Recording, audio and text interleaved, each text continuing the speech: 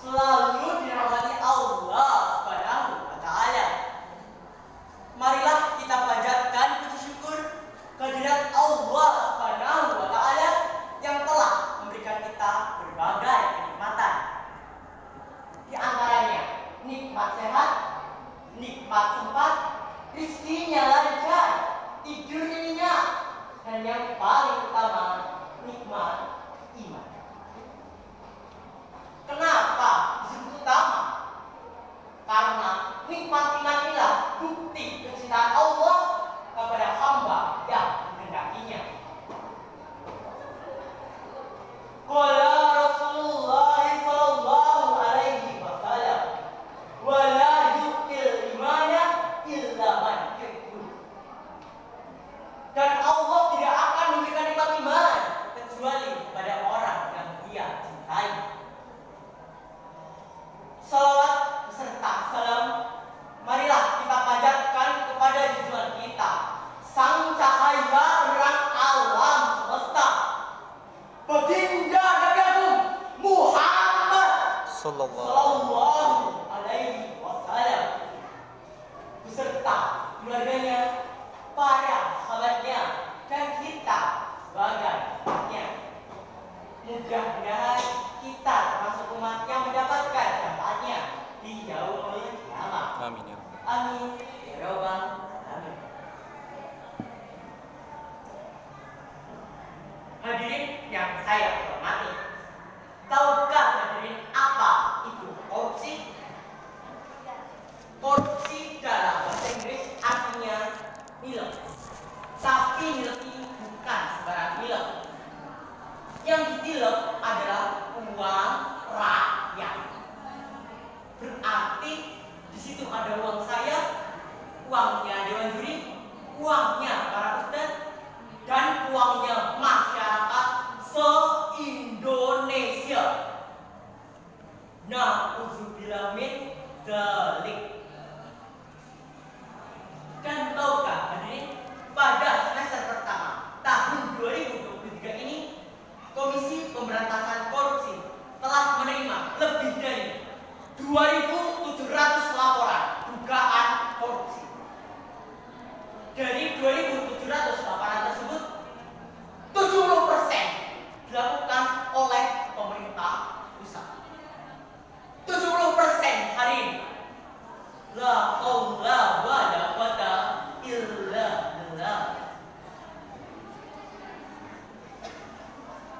Hadirin yang saya hormati, korupsi merupakan sebuah penyakit sosial yang dapat merusak fondasi antara masyarakat dan negara. Korupsi dapat menghambat pertumbuhan ekonomi, merugikan negara, dan merusak kepercayaan masyarakat terhadap pemerintah.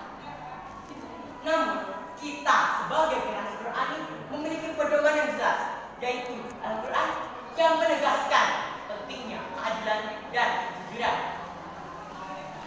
Allah Subhanahu wa taala berfirman dalam surah Al-Baqarah ayat 188. A'udzu billahi minasyaitonir rajim. Bismillahirrahmanirrahim. Wa la taqulu amwalakum bainakum bil batil. Dan dibilang lagi dengan diksi yang sama pada surah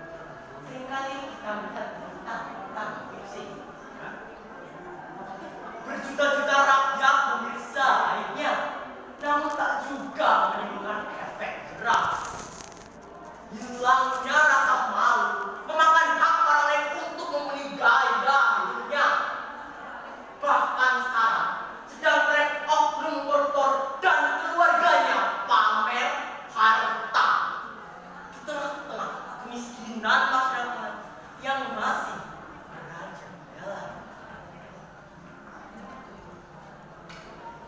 Hadirin yang saya hormati, oleh karena itu, marilah kita teladani kisah sahabat Urwah bin Muhammad.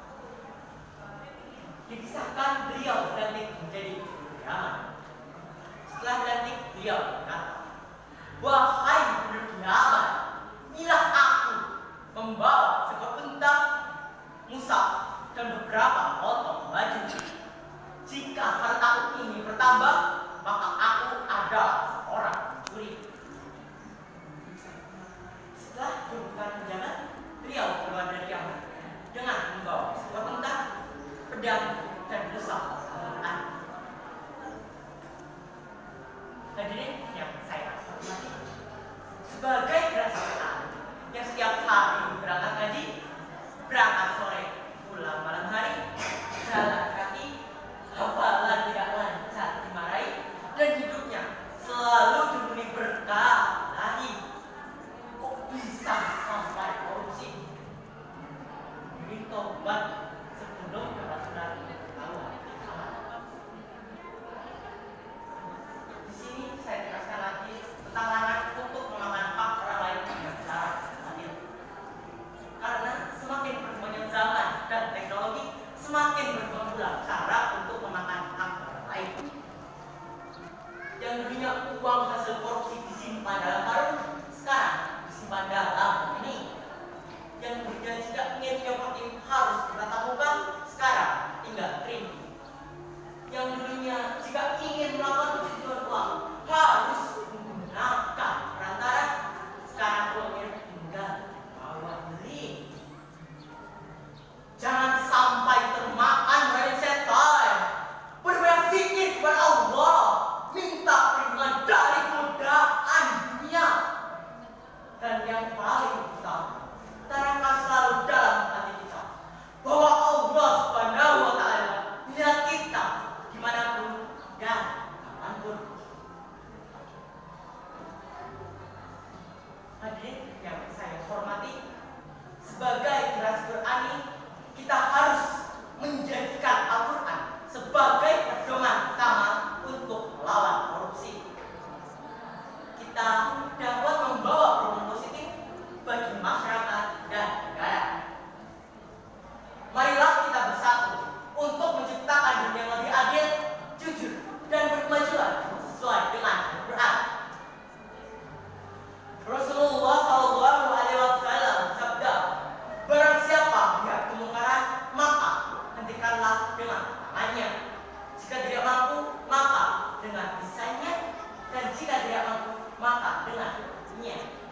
Itulah selemah-lemahnya benar. Hadis riwayat Muslim. Hadirin yang saya hormati, sekian pidato yang dapat saya sampaikan. Kurang lebihnya, mohon maaf. Wabillahi taufiq wal hidayah. Wassalamualaikum warahmatullahi wabarakatuh. Waalaikumsalam warahmatullahi wabarakatuh.